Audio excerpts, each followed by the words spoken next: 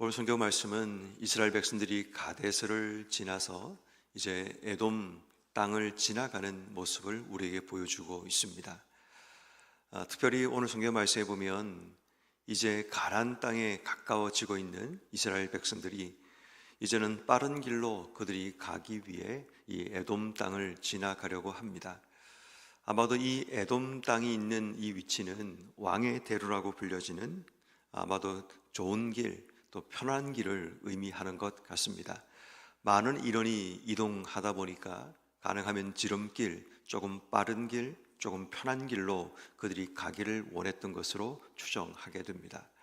자, 그런데 문제는 뭐냐면 오늘 이스라엘 백성들이 자신들이 애굽 땅을 나와서 여기까지 하나님의 은혜로 왔다는 사실을 이 에돔 왕에게 설명을 합니다.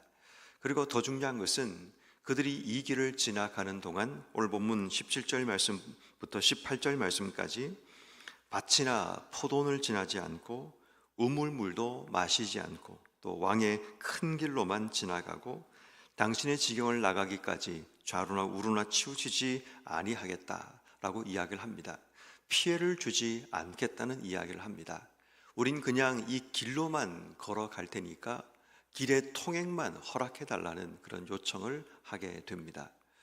자, 그런데 오늘 성경 말씀에 보면 18절 말씀 에돔 왕이 대답하기를 너는 우리 가운데 지나가지 못하리라.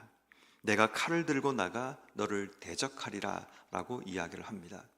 그래서 다시 한번 이스라엘이 한 번 더 요청을 합니다. 19절 말씀 우리가 큰 길로만 지나가겠습니다. 혹시라도 우리 짐승이나 또 우리 백성들이 당신들의 물을 마시면 우리가 값을 내겠습니다. 도로로 지나갈 뿐 아무 일도 없을 겁니다 라고 그들을 안심시키고 또 어떤 일이 일어나든 우리가 보상하겠다는 그런 이야기를 하게 됩니다. 그렇지만 2절 말씀에 지나가지 못하리라고 단호하게 막아서게 되고 에돔 왕이 실제로 많은 병사를 또 백성을 거느리고 와서 그들을 막았다라고 기록하고 있습니다. 우리도 인생길을 걷다 보면 때로는 거절당하는 일들이 우리의 삶 속에 일어나게 됩니다. 남들이 나를 받아주지 않고 용납해주지 않는 그런 어려운 문제를 만나게 된다는 겁니다. 그런데 실제적으로 그들이 어떤 사람인가 하면 오늘 성경 말씀인 14절 말씀에 모세가 에돔 왕에게 사신을 보내며 이렇게 말을 하죠. 당신의 형제 이스라엘의 말에 우리가 당한 모든 고난도 당신이 아시거니와. 여기서 모세는 그들에게 형제라고 표현을 합니다. 왜냐하면 야곱과 에서 형제였기 때문에 이스라엘과 이 에돔이라는 나라는 형제 나라라고 지금 이야기를 하고 있는 겁니다. 형제처럼 가까운 나라라는 것을 모세가 다시 한번 상기시키고 있는 것을 보게 됩니다. 때론 우리의 거절당함이 가까운 자들에 의해서 우리가 거절당함을 경험하게 된다는 이야기입니다. 광야라는 힘들고 어려운 길을 걸어가는데 너무너무 힘든데 상대가 안정된 삶을 살아가면서 나를 거절하고 나를 외면하고 나를 용납하지 않을 때 우리가 당하는 상처, 아픔, 고통은 훨씬 더 클 수밖에 없을 겁니다. 평상시 같으면 크게 문제가 되지 않을 수 있을 겁니다. 그런데 지금 우리는 한시라도 빨리 가나안 땅에 가는 것이 더 필요하고 돌아가는 것보다 지름길로 빨리 가고 싶은 그런 욕망이 있는 누군가에게 그 길을 허락하지 않음을 통해 더 많은 시간과 더 많은 에너지를 낭비하게 만들 때 우리 마음속에는 분노가 치밀어 오르게 됩니다. 거절당한다는 그 사실이 우리를 괴롭게 하기도 하고 가까운 사람에게 거절당했다는 그 사실이 우리를 더욱더 힘들게 만듭니다. 때론 인생의 광야길을 걸어가다 보면 우리의 삶 속에 반드시 찾아오는 고난과 어려움 가운데 하나가 바로 거절당하는 고통입니다. 그것도 사랑하고 또 그것도 내가 가깝다고 생각하는 사람에게 거절당하고 외면당할 때 우린 더 큰 실망과 분노가 우리 속에 일어나게 됨을 보게 됩니다. 어쩌면 그러한 삶을 사는 자에게 주시는 말씀이라고 이해하셔도 되겠습니다. 우리 인생도 인생길을 걷다 보면 거절당할 수 있고 가까운 자들에게 손절당할 수 있는 그런 일들이 우리에게 찾아올 수 있습니다. 그때 오늘 우리가 해야 될 삶의 자세가 오늘 이스라엘 백성이 보여주고 있는 삶의 모습입니다. 오늘 성경 21절 말씀, 에돔 왕이 이같이 이스라엘이 그의 영토로 지나감을 용납하지 아니하므로 이스라엘이 그들에게서 돌이키니라. 이 말은 돌아서 갔다라는 말을 의미합니다. 빠른 길이 눈앞에 있고 지름길이 눈앞에 있지만 그들은 돌아서 가는 삶을 선택합니다. 우린 여기서 돌아가는 지혜를 배우는 삶의 지혜가 우리에게 필요합니다. 때로는 거절당하고, 때로는 외면당하고, 때로는 용납받지 못하는 그런 상황이 우리 속에 있을 때, 우리 속에 일어나는 분노함과 이 다투고 싶은 감정들이 우리의 삶을 지배할 때, 우린 자주 싸워서라도 나의 실추된 자존심을 회복하고 싶은 욕망이 우리 속에 찾아옵니다.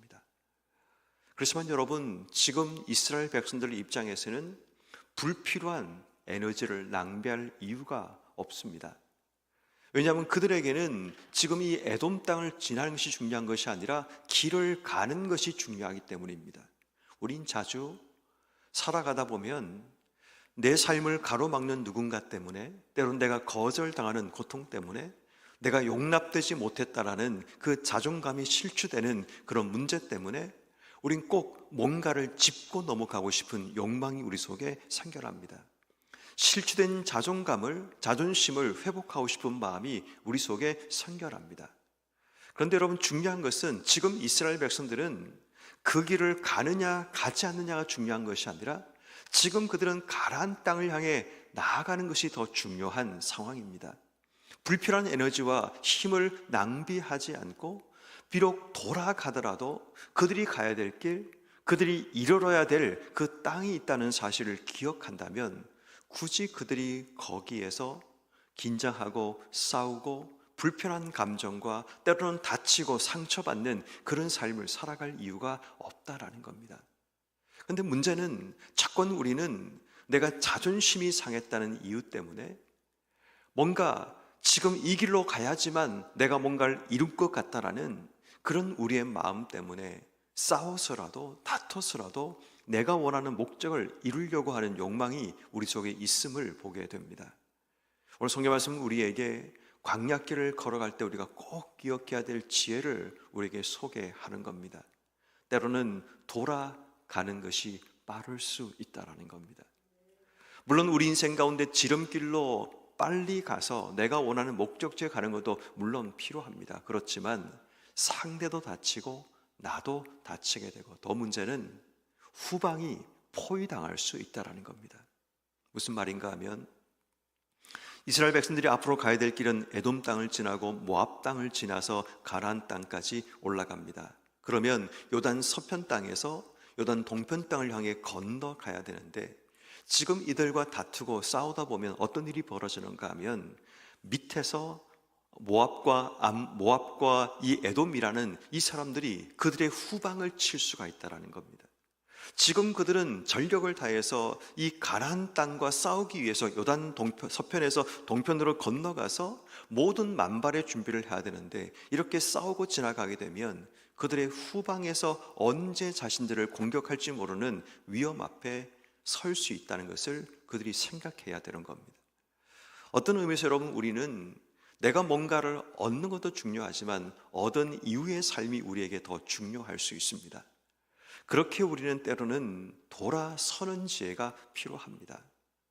굳이 문제를 만들지 말고 돌아서는 지혜가 필요한데 그들이 돌아서야 되는 이유를 찾는다면 첫 번째 기억할 것은 지금 그들이 이 에돔 땅을 지나가는 것, 또 이후에 모압 땅을 지나가는 것은 그들의 정착지, 그들의 목적지가 아니기 때문입니다.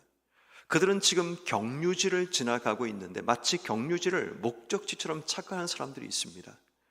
그래서 우리는 이것을 싸우지 않고는 해결할 수 없다는 착각 속에 빠질 수 있는데 그렇지 않습니다. 우리가 걸어가는 인생의 모든 지역들이 어떤 의미에서는 경유지일 수 있습니다. 아직 목적지가 아니라는 이야기입니다. 그런데 목적지가 아닌 경유지를 지나가는데 자꾸 우리는 다투고 싸워서라도 내가 원하는 경유지를 지나가려고 합니다. 그런데 물론 그렇게 해서 지나가야 될 곳도 분명히 있을 겁니다. 그런데 그렇게 지나가게 되면 우리의 삶이 상처 입고 또 우리의 에너지를 낭비하게 되면 정작 우리가 싸워야 될 바로 그 자리에서 싸울 수 있는 힘을 잃어버리고 싸울 수 있는 용기도 잃어버리게 됩니다.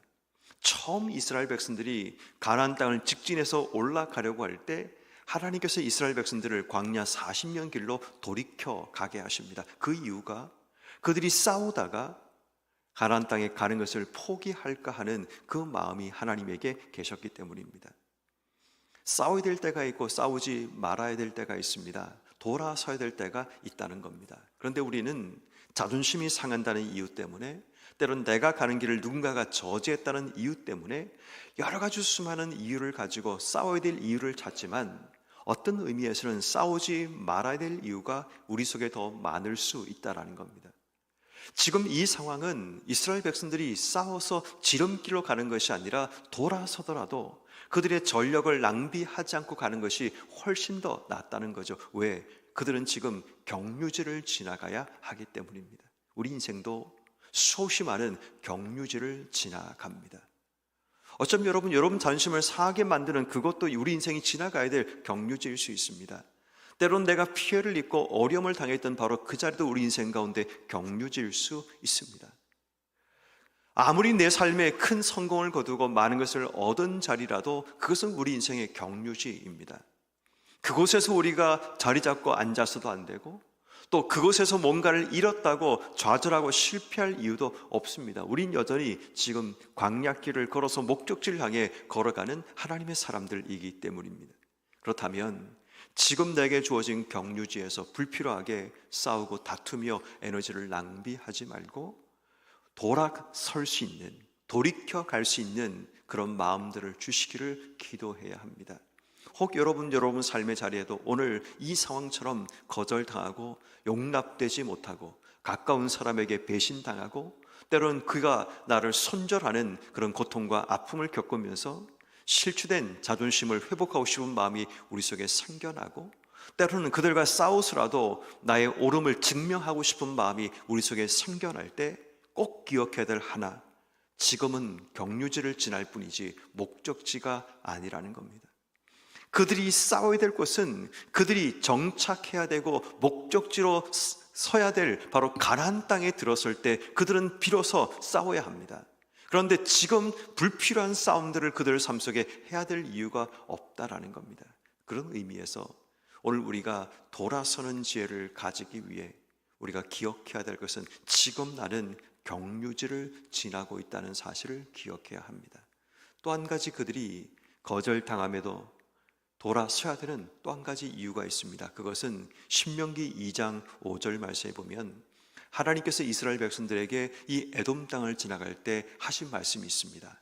그것은 다투지 말라는 겁니다. 그 땅을 지나갈 때 그들이 너희를 용납하지 않고 받아주지 않아도 너희가 다투지 말라고 하나님께서 분명하게 말씀하십니다. 다시 말해 우리 인생에 거절당하고 외면당하고 가까운 사람에게 버림받는 그 고통과 아픔이 생겨날 때 우리가 제일 먼저 또 올려야 될 한 가지는 하나님의 뜻이 어디 있는가를 물어야 합니다.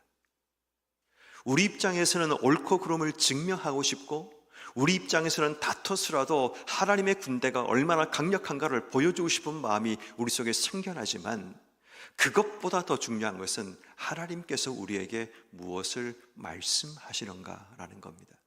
우린 자주 자존심의 문제를 당하거나 때론 내 감정적인 손실을 경험했을 때 우리는 하나님의 뜻에 대한 부분을 무시하고 지금 내 감정에 충실하려고 하는 마음들이 생겨날 때가 많습니다.